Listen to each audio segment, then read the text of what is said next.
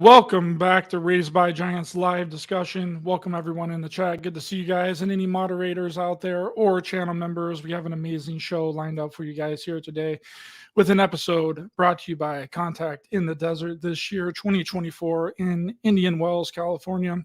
Really great lineup of speakers this year, May 30th through June 3rd. Get your tickets now, and I will be there.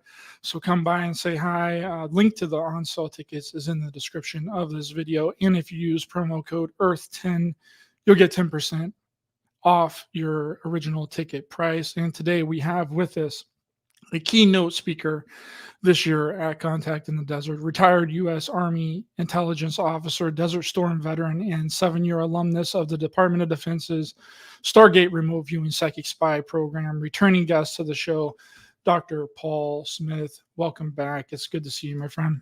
Nice to be here, too. It's always fun to be on board with you. So, thanks for coming on. It's been a minute, almost a year now, and we did meet in person at Contact in the Desert last year, which was really cool. And I sat in on your lecture, which was a very interesting lecture. What will you be lecturing about this year at Contact? Well, the plan is to talk about remote viewing and UAP UFO associations. So, half the time I never know whether to say UAP or UFO. It depends on the audience. I guess your folks are probably well acquainted with the UAP acronym. Am I right in assuming that? Yes, and I think that it's interesting with the UFO to UAP title, because I'm pretty sure that the original name switch came from Project Blue Book, because it was called Flying Saucers, and then it was changed to UFO by the Air Force, then Project Blue Book, to encompass more of the phenomenon, and then they changed it again to UAP to encompass more of the phenomenon. Yeah. So have you guys talked about why they made that change? From UFO to UAP? Yeah. From my personal opinion, I think that it was to encompass more of the phenomenon. You get more things under the banner of UAP than with UFO. It can encompass plasma. It can encompass a lot more things than just UFO. Yeah. It is the problem is the original term has brings with it some embedded assumptions, right? When you say unidentified flying object, which of course what UFO stands for, then you make two assumptions. First of all, that it's flying, and the second of all, that it's an object. But we don't know that it always consists of either of those things. So because it's in the air, we assume flying, but it doesn't necessarily mean it's flying. It may be propagating through the air in a mode that might not really be flying in a sense, so we might mean that. And of course, object, I'm convinced that a lot or maybe all of these things are objects, but they may not be. In the first case, maybe they just appear to be objects. In the second case, maybe some of them are objects, but other ones aren't. And as you've mentioned, plasma, some kind of plasma artifact, I guess, I don't know, or flat plasma phenomenon might account for some of these observations. So changing it to UAP eliminates all that assumed theoretical basis as to what the things are, and allows us to talk about it in a freer way, I guess you could say. Yeah, because phenomenon can be a myriad of things. Object means a physical object. So unidentified flying object, you assume it's a physical phenomenon. And then with UAP, it's different. It encompasses the entire phenomenon, because the phenomenon title is in the name of UAP. Have you looked into, because I really think that where the phenomenon in general is kind of heading is more of a USO based narrative. Like they're going to start, talking about more of USOs and these objects coming out, this phenomenon, again, coming up out of the water or going back down into the water. Have you looked into any of that? Well, sorry, I got a little congestion going on here, but looked into, yeah, I mean, I haven't consciously gone after it, but I have been directed in those directions. I'll tell you about a case where I was asked to remote view what would count as a USO. But let me tell you that story later. Recently, I had the opportunity to present and do a remote viewing workshop for an organization up in Park City, Utah, and of course, everybody knows that Utah is the home state for Skinwalker Ranch. And one of the folks on the program, besides myself, was Brandon Fugel, who owns Skinwalker Ranch. And I'm not going to go into a lot of detail about this, about the rest of what he said, but he did show a video, which was, he showed the raw footage off of the GoPro that was attached to his helicopter during one particular event that they filmed, and it's been aired on the program. We've seen it on the what's the name of the thing? Secret of Skinwalker Ranch on the History Channel. Yeah, on the History Channel. I keep forgetting because there's a bunch of different Skinwalker Ranch things. I keep forgetting which one that is, but I think it's a Secrets of Skinwalker Ranch, right? So anyway. They've showed it, but in a pretty low resolution. He showed the original raw footage, and that was impressive, I have to tell you. It showed an object going from, and we'll call it UAP. It was a very bright point of light going from, I'd say roughly, I have to think about this, roughly about 2 o'clock, but at a high elevation from the perspective of the camera, and plunging earthward at a high rate of speed towards the top of the mesa. And I'd say, let's see now, this would be the east end of the mesa away from the ranch. And it's coming down at a high rate of speed. And as it approaches the top of the mesa itself, that at that point that was opposite of it, starts to glow. There's this answering glow that kind of moves up into the sky a little ways. And then this object merges with the glow, disappears into the mesa. At least that's what it looked like. And literally just a second or two later, that thing comes shooting out the base of the mesa. At this point, instead of vertically, it's coming horizontally across the ground, but up in the air. I don't know. My estimate would say 100 meters or so. It's coming out at the same rate of speed towards and passes under the helicopter. And it's just like it emerged from the solid sandstone that this thing's made out of, that the mesa is made out of. And I'll tell you, I was I was astonished. I really was. And at this video, now I've seen a lot of purported UFO videos. Some of them are fairly persuasive. A lot of them are very obviously faked. And probably the most of them, it's hard to tell if they're faked or not.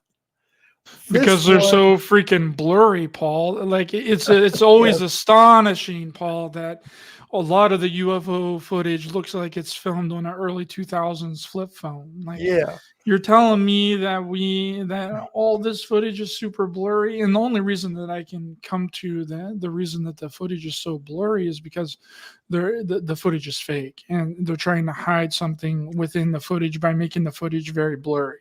Well, that's quite possible. Now, some of the stuff that I'm referring to isn't necessarily blurry. It's just not clearly real. It could be, but you could think of ways where it might not be. You know, it's not certifiably real footage.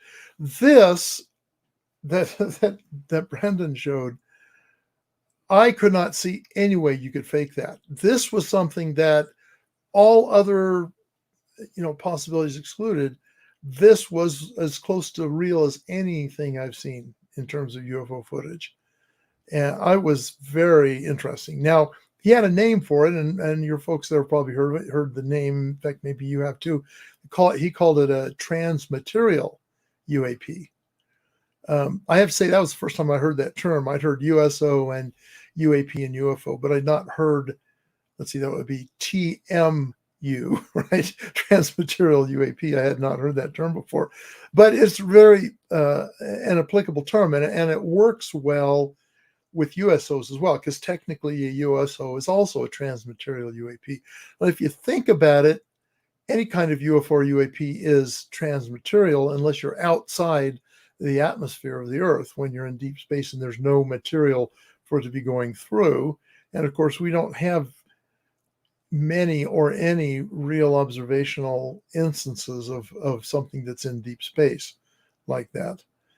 There's been claims made, and who knows, but most of what we observe is either in the atmosphere itself, or it is coming into and going out of the atmosphere through the sea or other water, body of water, or in this case, this thing going through solid rock. At least the appearance was it was going through. Now, again, as with an unidentified aerial phenomenon, the acronym itself, it appeared to go through solid rock. Maybe it didn't, until we have some really solid analytical tools and there's sufficient data. It's hard for it to say whether it was really traveling through this material, this substance, or not. But it certainly, to all observational indications, it was going through the rock. It did go through the rock. Did this look like a solid object, or did it look like a light, like a bright light? Because that's something that a lot of people claim about Mount Shasta as well. Yeah. As Mount Shasta is like a extraterrestrial portal, and the ancient civilization of Lemuria and Atlantis live inside of Mount Shasta, and there's light orbs that go into the side of the mountain all the time, and it's like this extraterrestrial base. So let's say it this way. Its appearance included a very bright light, very bright and seemingly pretty clear, distinct light. Whether that was a light associated with an object, whether the object was itself radiating that light, I don't know, or maybe it was just singularly a light. And of course, from just looking at it, you can't tell. If a UAP is not lit up, it's very unusual that anyone could see it, right? I mean, it's just, we need to have the light to be able to recognize that there's something there, particularly the ones we see in the dark. Now, it's quite possible that we see UAPs all the time during the day, but they're so faint because it's light, bright, the sun is shining, and they aren't as easy to pick out during the daylight hours. But at night, when the contrast is very significant, then maybe we see the light better. Again, there are obviously instances of UAPs being spotted during the day, and sometimes they're spotted because they are very bright during the day, and oftentimes it's because they're opaque and there's enough ambient illumination that you can tell that there's something there. You can't say one size fits all for any of this stuff, right? There's so many different instances of it. But so that goes back to your question: was it just a light, or was it an object that was lit up? I don't know. I'm inclined to think it was an object just because of the way it behaved. I mean, at least the way we understand the physical universe, in order for a light to behave in the way this behaved, it has to be attached to something, which implies an object. So I guess that's where I'm going with this ultimately.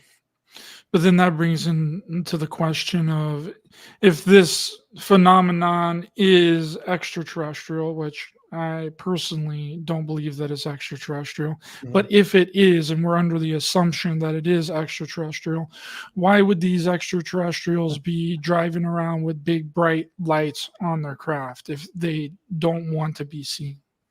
See, I take that. So you're posing that almost as a rhetorical question, which means the answer is implied in the question. So why would they doing that? That must mean X, Y, Z, whatever you want it to mean. But I take it as more of an empirical question. If these things are extraterrestrial, why would they be navigating? I'll use navigate to avoid the flying word, right? Why would they be navigating around with this bright line unless they wanted to advertise or something, right? Well, I mean, it's possible. Let's hypothesize, or let's speculate a couple of reasons. One might be that their means of locomotion, their means of moving around to use the best term we have, may require a lot of visible spectrum radiation, light radiation, right? And so they can't move without making a bright light just because of the physics of whatever that is they're using. Now, that's one speculative possibility. Another one is that in fact they do want themselves to their craft or whatever to be seen for whatever purposes they want us to recognize that they're there, and we don't know what those purposes are yet. So that's a second speculative possibility. Let's see if I can think of something else. And if you can think of something else, chime in. I mean, those are two, I think, reasonable possibilities. It's just like if they don't want to, I mean, we're under the speculatory notion that if they are indeed extraterrestrials, they don't want to be known because they haven't landed, they haven't really shown themselves physically to the population.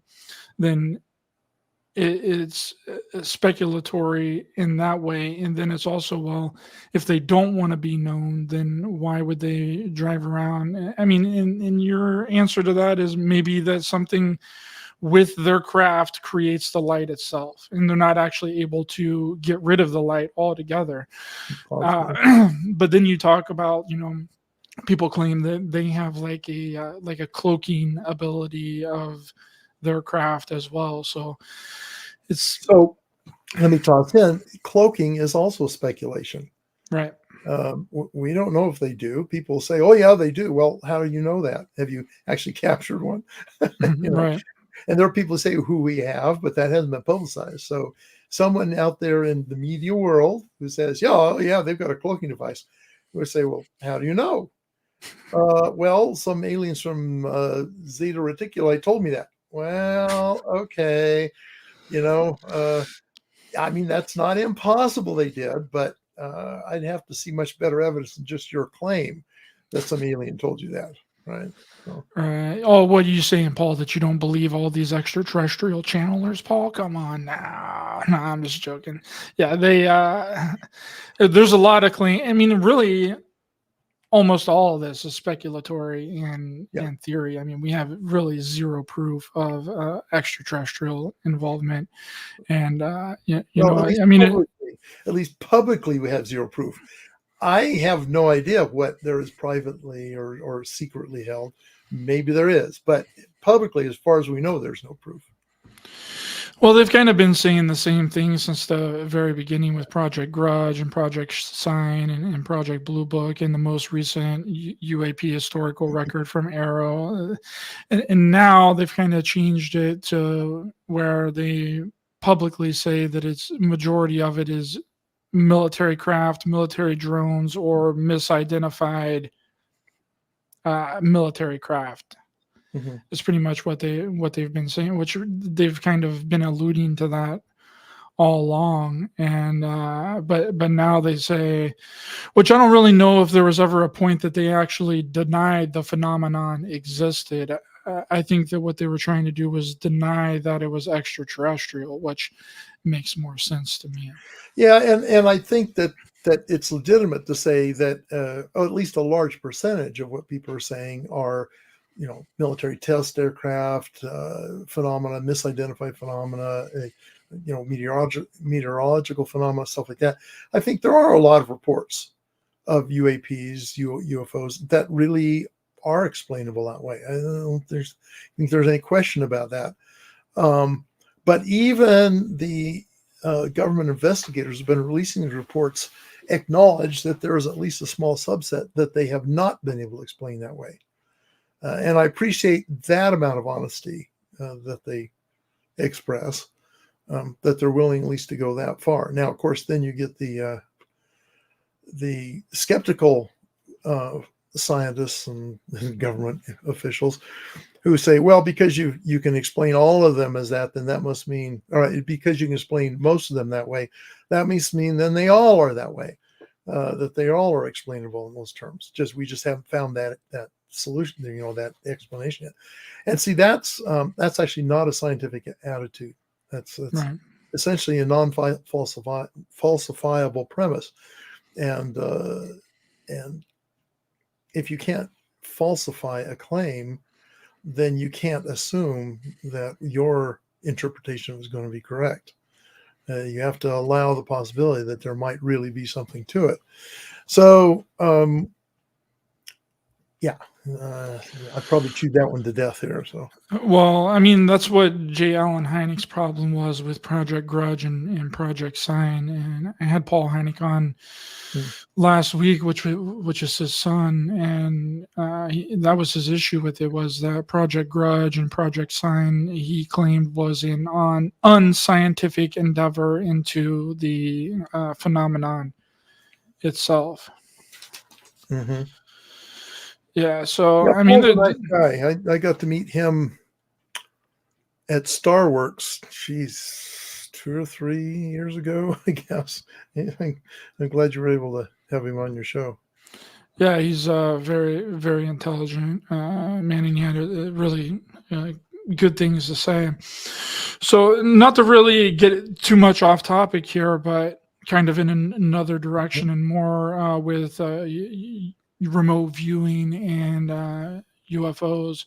And I kind of want to confirm or deny a speculatory thing that's been running around since the early 2000s that involved the DIA and Army Intelligence Remote Viewing Program, which was that Jim Mars, at a lecture he was given in the early 2000s, he said that apparently Skip Atwater got some coordinates of some alien bases that supposedly Pat Price and Ingo Swann had remote viewed, and gave those coordinates to some of the remote viewers at Fort Meade to also remote view. Is this true or false? No, it's true. Yeah. So a couple of things happened back then. Now, I want to first reassure you, there was some loose gun remote viewing of UFOs that happened at Fort Meade. And then there were some carefully done, relatively legitimate remote viewing of UFOs and UAPs and such done there. And Skip was very careful to do this in a legitimate way. And in fact, my talk at Contact is going to show examples of some of the less credible ones and the more credible ones. And Skip did get, so Putoff was the one that was keeper of the keys with the Pat Price UFO work. In fact, I'll tell you briefly. I'll also actually give show a clip during my talk where I interview Hal, where he explains how this all came to be with Pat Price. So one day, Pat Price walks into the office at SRI and says, well, I got a little bored last night. And I'm paraphrasing here, obviously. He said, I got a little bored last night. I decided to kind of scout around the planet to see if I could find any UFO bases. And I found 4. And he throws his papers on the desk and talks to Hal, explains to Hal what he found. And he was never tasked to do that by the SRI researchers or CIA or anybody else. It's something he just did on his own for a lark, as Hal calls it. And there were 4 of them. Mount Pinatubo in the Pyrenees. There's a Mount Zeal in Australia, Mount Hayes in Alaska. And then there's a mountain in, I want to say Zimbabwe, but I can't remember the name of it. And Skip actually had a number of us, gave us the lat longs and had us remote view these locations without us having any idea what was there or what was allegedly there. And some of us provided some really provocative kind of information. I and Mel Riley are the ones I found the best material from. That's probably not good English. I and Mel Riley, but whatever. So both of us reported a cavern-like passageway into the mountain. This was the Mount Hayes site. And both of us discovered people. We called them people. And I said people. I said, I'm not exactly sure they're people in the normal sense, but they're people, right? So anyway, and we talked about them and apparatus technology and stuff, and that's again some of the things I'll talk about when I get to contact. Anyway, and then there were some other things he had us remote view as well that didn't involve Pat Price. But so that's the very basic confirmation. Yes, in fact, that did happen. And I think the data produced was at least, I'm not going to say it was 100% accurate because no remote viewing ever is 100% accurate. Or let's just say very rarely is ever a remote viewing 100% accurate. There are probably a few exceptions. But the data was actually collected in an appropriate way. And I think that at least some of it was trustworthy. So, interesting stuff. Did you view all 4 of these UFO bases on Earth? You mentioned one in Australia, Antarctica, Africa. And well, none in Antarctica. Nothing in Antarctica. But was that not a part of his original? No, it wasn't. Okay. These all were temperate zone. There was Europe, Africa, Alaska, and Australia. Those were the 4. It was Alaska and Antarctica. My fault. Yeah, I'm going off of memory here, and it's difficult to remember. Well, that rumor could have got an Antarctica location attached to it. Rumors tend to do that. Let me say this: I'm having a bit of a medical issue. I have to have a hip replacement replaced. But I've heard that rumor coming in from all kinds of directions where I fell down and broke my hip, or I had an accident, my hip was broken, or whatever, it's not quite as extreme as that, although it might have been easier if that had happened. They'd be starting from scratch that way. But rumors tend to grow with the telling, and snowball into something that it was never meant to be. But that's why we got you on, Paul, because you were officially there. You were officially a part of this DIA Army Intelligence Stargate Project, even though Stargate Project, it wasn't always called that. We're just using that as reference, of course, here. So there were 4 bases that Pat Price originally viewed. So let's say it this way. Pat Price reported on there being 4 bases. Okay. Were there? Well, we haven't confirmed that, although there is some interesting corroborating information. Of course, there's the work that Mel and I did on Mount Hayes. And when Pat gave this info to Hal happened to know, was it Hal? I think the CIA guy they were interacting with, who may have been Kit Green at the time, knew the CIA station chief out in Central Australia. And so he called him up and said, "Hey, George," or whatever his name was. He says, "Hey, George, I'm interested in that in that area up around Mount Zeal." And the station chief allegedly responded, "Oh, you mean that place where the UFOs are always flying around up there?" And so Hal took that as not confirmation, but very interesting circumstantial evidence that maybe there was something to what Pat had reported. Now, when you viewed one of these facilities, was this a underground facility? So it was, first of all, both Mel and I identified that it was a mountain. It was very tall, and what we were accessing was partway up the mountain. And so what we're talking about is, let me say, like a tunnel. That's probably about the best way to describe it. A tunnel that went back into the mountain, and that much we agreed on. Mel got a little more detail than I did. Sorry, I'm going to move around here a little bit. Mel got a little more detail than I did. Well, it depends. He got more detail on some things. I got more detail on other things. But I determined that back in this, of course, this tunnel widens up into a big space, a chamber or a cavern, if you will, whatever. And there were people in here, and they were dealing with stuff. And I had the impression that what their main focus was maintenance and repair. And in fact, it was interesting because, of course, I'd been in the Army for a while by then, and I knew that military personnel very often are never happy with where they're stationed, no matter how nice it is. I've had folks who get sent to Hawaii and stationed in Hawaii, and I've heard them say, "Oh, I hate this place. I don't want to be here. It's just so boring," and blah blah blah. Right? And then they'll say, "I really want to be up in at Fort Lewis, up in Washington State." And then they get to Washington State and they say, "Oh, I really hate it here. I don't like this place. It's so boring." Obviously it's not the place that's the problem. It's the person. But I got kind of a bit of a feeling from these people. It's like they were deployed, is what we would say deployed in the military.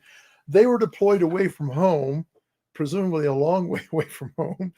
And they were here and they didn't really want to be here. They had this tedious job to do. They had to do, I don't know, change the oil in a flying saucer. I don't know. And they're here and they're feeling just kind of, I don't know, I can hardly wait till I can get out of here and go home again or whatever. And I'm getting that feeling. And what they're working on were these objects. And I would, frankly, this was, of course, done in it was probably no later than 1984. In fact, I'm sure it was 1984 or maybe 1985 when I'm doing this. And I'm sketching this thing that if you look at the sketches that people are making of the UAPs, that sketch matched their description. It was like two kind of a clamshell with a center line around it. The interesting thing is I had not seen Pat Price's work at that point. I never did see his stuff until about 2010, roughly, which I got to see it. Hal showed it to me. And his sketch of one of these objects really matched my sketch of one of these objects.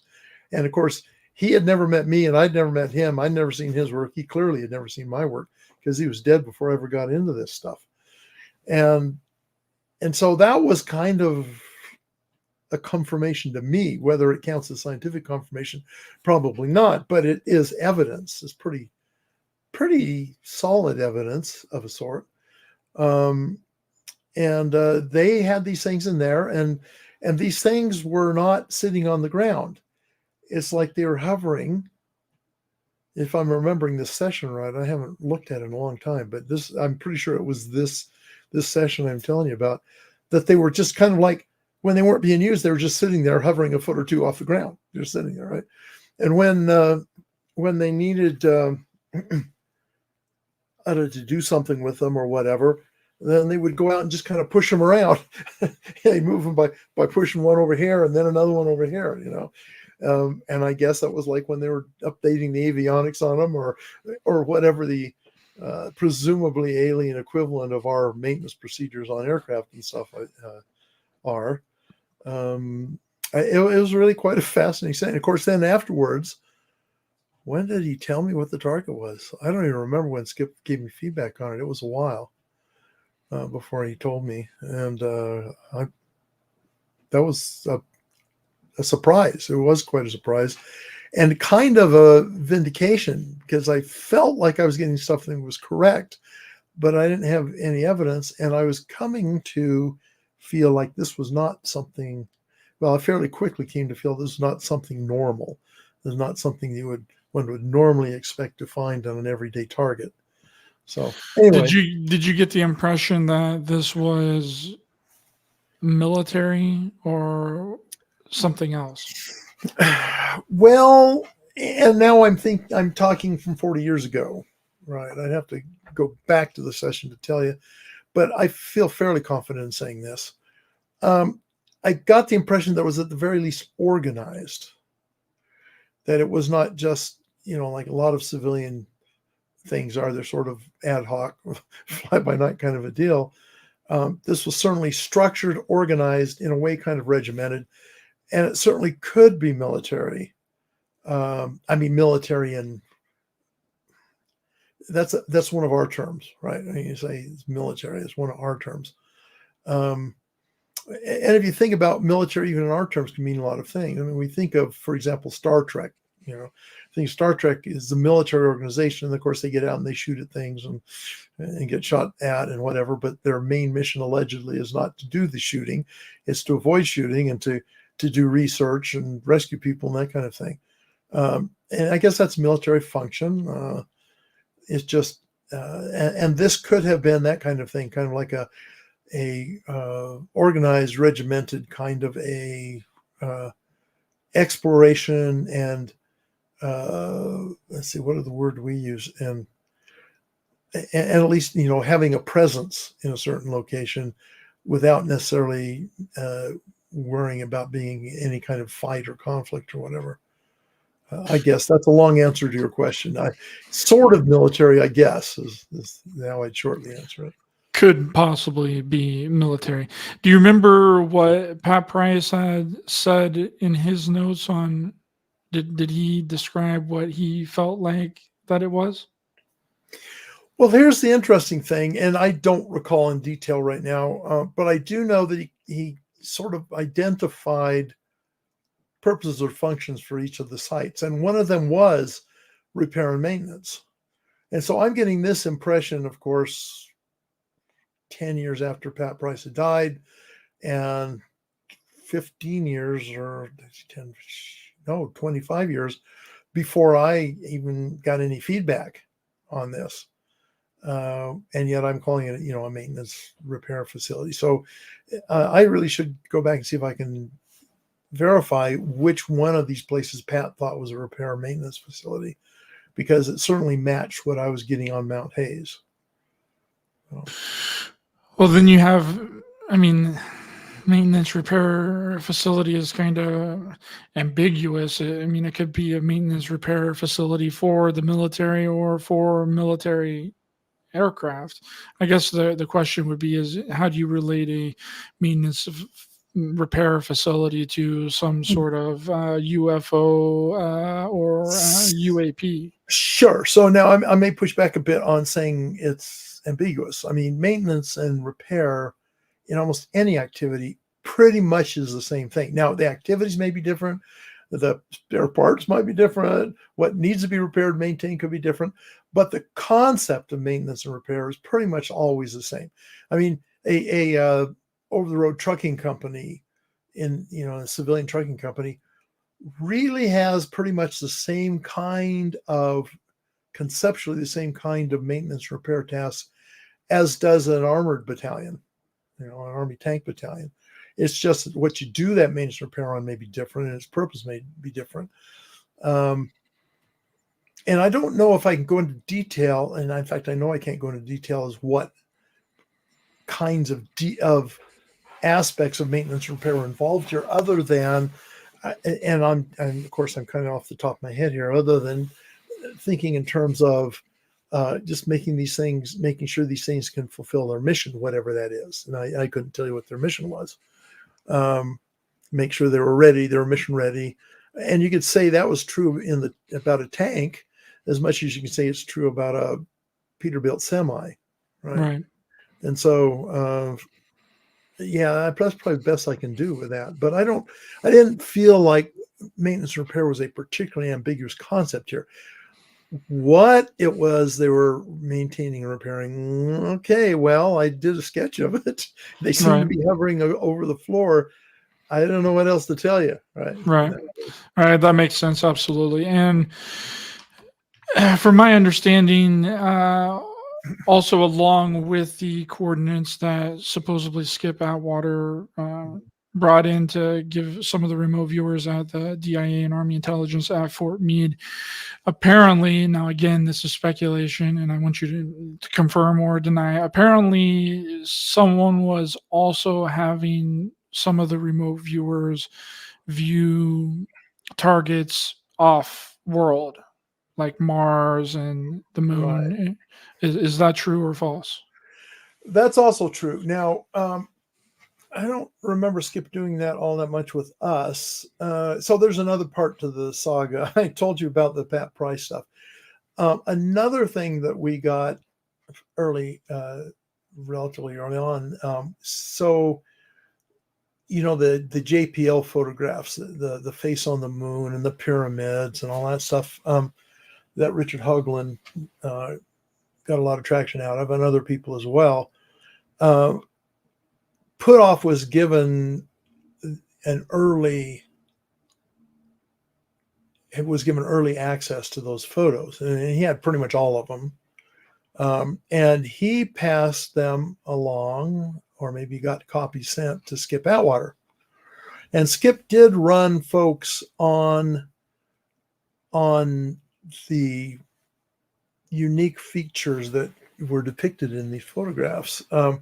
There's this, it keeps popping up all the time, and people act like it's the first time they ever saw it, and they get all excited, like, "Oh, do you know the CIA was remote viewing Mars 1,000,000 years ago?" Right?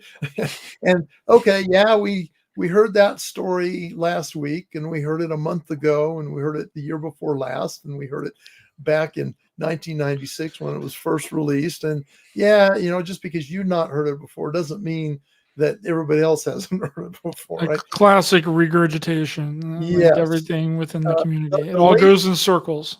Yes, and the recent one example of that is, of course, the Gateway Project. People are all excited about that paper. We won't go into that today; that's off topic. But Right. A lot of confusion there. Yeah. there's a huge amount of confusion. So anyway, the session they're talking about is a session Skip Atwater did with Joe McMoneagle at the Monroe Institute. So towards the end of Joe's career, the last, I want to say 6 months, at least 4 months, maybe 6 months, they got a contract with the Monroe Institute for Joe to go down there regularly, and they would explore the possibilities of using hemisync and remote viewing in the way Joe did remote viewing back then, with Skip monitoring, sometimes Bob Monroe was monitoring and such. And Skip used that opportunity to test this out. And one of the targets was, well, Skip could tell you better than I could, but I want to say it was the pyramids, the photo with the pyramids on it. And so I'm starting to really get kind of uncomfortable here. We'll see how much longer this is going to last. So he runs Joe on it. And of course, Joe famously described these aliens underground who were actually dead, but they were still perceivable. And it was like Skip had him keep regressing back, a long ways into the past. And anyway, was this on the moon or from Mars? Mars. Yeah. Okay. These are the JPL photos. These are all Martian photos of the Martian surface. JPL, for maybe people listening, I should explain, JPL stands for Jet Propulsion Laboratory, and they were, and maybe still are, the ones behind a lot of our space probes. Their mission was to get these projects together and get them launched out there, and then analyze the data that we got from them. And one of these was, so my memory's really hosed on this, but I think that the project actually was in the early 80s. And so the fact that we got these photos in 84, they were pretty fresh at the time. Anyway, the JPL photos, and Skip targeted Joe on the pyramids, and they went back in time, and they had these, Joe got these impressions of aliens underground, and that who were at the time a dying race. And so the assumption was they were dead by the time, we got the JPL photographs and so on. That's one certifiable instance where Skip did have somebody remote viewing off planet. And I think there are more. I'm not sure which ones they are. He's working on a book with one of my associates, Jana Roca, a German student of mine and assistant, called Project 8100. That's Skip had accumulated all of his UFO related and remote viewing related material where it came together, right? And they're I hope I'm okay saying this. It's not ready for prime time yet, but that's they're working on it. So that'll be interesting. And all that material will be in there. And it's so let me I've been taking a long time talking about this. Let me skip over to other people, mainly Ed Dames. So Ed Dames came on board 3 years after I did. He joined the program 3 years after I did.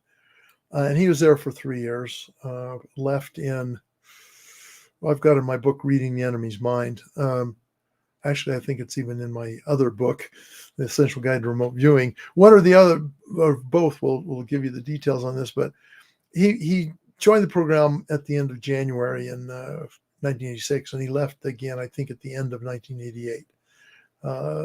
He was transferred out. But during that time, he got all excited about UFOs and remote viewing. The idea, of course, and you'll hear me mention this, the contact, assuming I'm not in the middle of having surgery at the time, in the middle of contact, I'm going to talk about this, but anytime you have a mystery like UFOs, it's always tempting to use an enigma like remote viewing to try and solve it, right? And so that's what people often did. Is it started with Dames primarily, but it was a little bit with Pat Price and Ingo Swann as well. Here we have this UFO problem, and it seems intractable using our conventional means of collecting information. So what can we do? Well, let's try remote viewing. And so I tried remote viewing, but Ed was way ahead of the game with that. He had us remote viewing stuff that's questionable if it even existed, but he was persuaded it did. and one of those things was all this stuff off planet. I mean, he had us remote viewing things on Mars, and I don't think he had access to the JPL photos. I think this is stuff that he thought was there. I know one he had targeted me on was Titan, the moon of, I want to say Saturn, is it? I forget which one it is. He had me. I don't think he ever had me remote view the moon. Although Ingo actually asked me to help him with a couple of lunar projects, so he remote viewed the moon. A bunch of stuff. One of his famous amongst us, and it has actually become famous out there in the remote viewing world, is where he has remote viewing the Supreme Galactic Council. Now, What? as far as I can tell, he had really no reason at all to think that there was such a thing as a Supreme Right. Galactic Council, but he'd come to believe that there was, and so he had us remote viewing the Supreme Galactic Council. Now, for a remote viewer, that's really highly annoying. We don't want to be doing targets that you don't even know for sure exist, because Right. it could be a total waste of time. And remote viewing, I don't know, an incident that happened just on the Earth that never really happened, and they task you on that, and then you find out afterwards there was no such event at all. You want to kill the guy who told you to do it, at least figuratively kill, right? And so I have no idea why he thought there was a Supreme Galactic Council. He'd been reading the Urantia book at the time, and I don't know. I've not read the book. I mean, it's like 2,500 pages long. Big book. Is it? Have you read the whole thing? I haven't read the whole thing. I haven't even read the first pages, but I know pretty much the concept of it, and a lot of people rip it off. A lot of people rip off the Rancher book and try and take its ideas for their own. Well, it's possible something like a Supreme Galactic Council is mentioned in there. I don't know. Maybe because he was a real, almost say fanatic, but that's probably not the right word. He was very devoted to reading that book. I'm pretty sure he digested the whole thing, the entire Urantia book. But if that's the only place I can think of where he would come up with the idea that there might be a Supreme Galactic. But anyway, he had us remote view the Supreme Galactic Council, and of course, anytime you divide by zero, you can end up with anything. And I think that's kind of what happened with this, is that every viewer had a whole different, response to that tasking. Now, of course, we didn't know it was a Supreme Galactic Council is what we're supposed to be remote viewing. We were just given a set of numbers and said, have at it.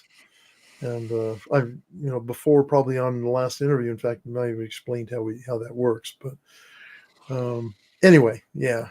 Wow, you had everyone remote viewing the Supreme Galactic Council that doesn't Only some exist. Wild. That's so wild.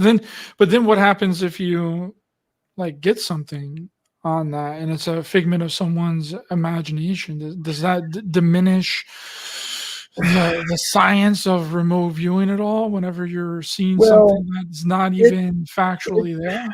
It does in the eyes of people who are already skeptical. But if you understand what can happen in a situation like this, the thing I call telepathic overlay, actually Ingo Swann, the guy who created remote viewing in the first place, coined that term. Telepathic overlay happens when there's a number of ways it can happen, but in this particular case, when a viewer is tasked on a target that actually is non-existent, that doesn't exist, then their subconscious gets out there and says, oh, there's nothing here. Well, they wouldn't have sent me out here if they hadn't expected me to find something. Well, where is it? And starts looking around. And so what happens is the next most powerful psychic signal attracts the subconscious, the viewer's subconscious. And if it's the case of Ed Dames believing that there is a Supreme Galactic Council, then the viewer's subconscious latches onto that belief and says, oh, this must be it. There's this very strong signal about this thing. And they wouldn't say, the subconscious wouldn't identify as a Supreme Galactic Council, but as a group of these entities who are working, whatever, blah, blah, blah, right?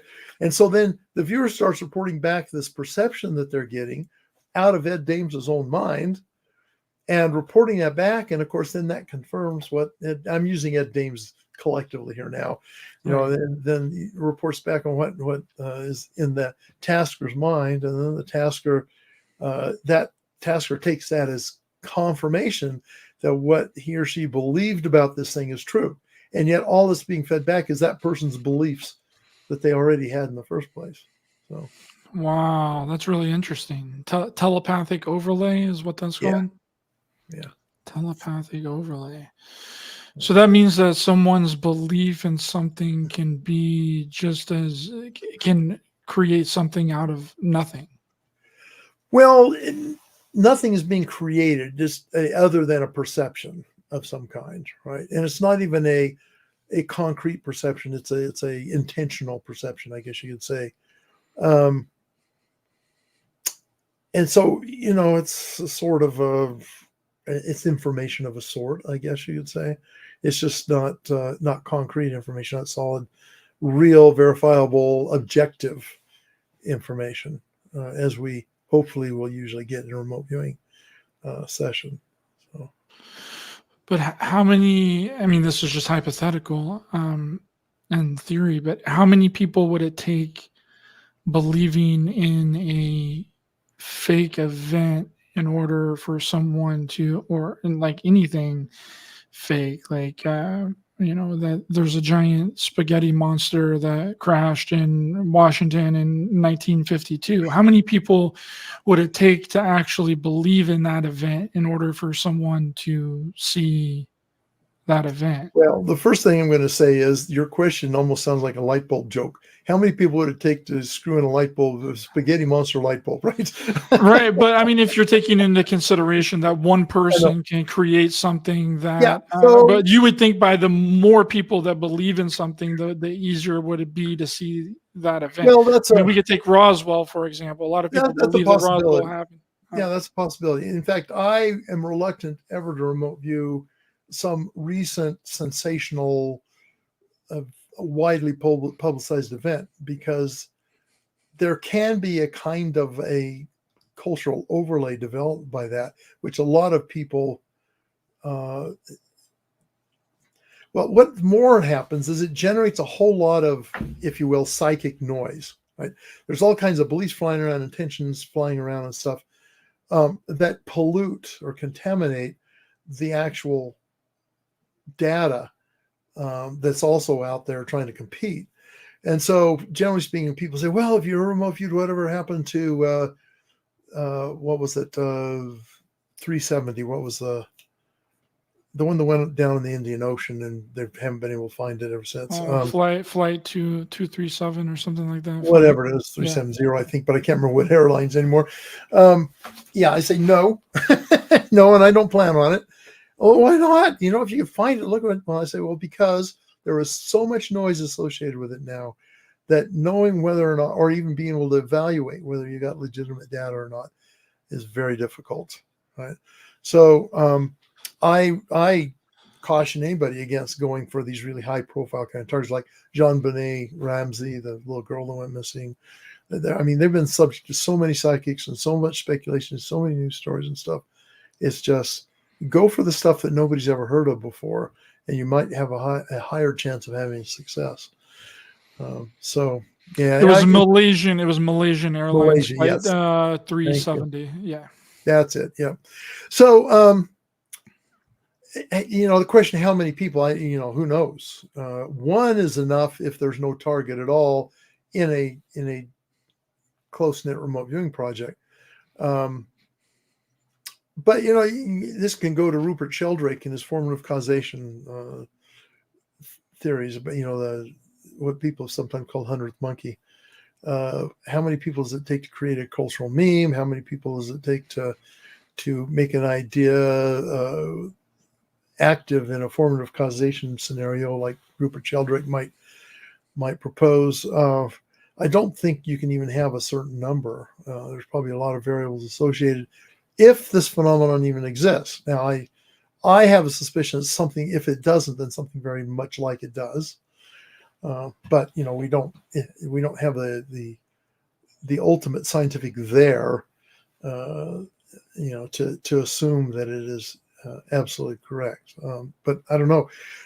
Certainly, it would take at least one person. Let's put it that way. At least one person has to have a belief about something in order for it to develop some kind of, I'll say, faux reality or fake reality of its own. Yeah, it's just a really interesting concept because you have like this thought and this idea of like egregores, which is an occult concept that whatever you believe in, whatever you take your energy into, whatever you focus your thoughts and ideas towards, it then creates it, regardless if it's real or not. So I would that concept postmodernists really love. That means everybody's truth is true, right?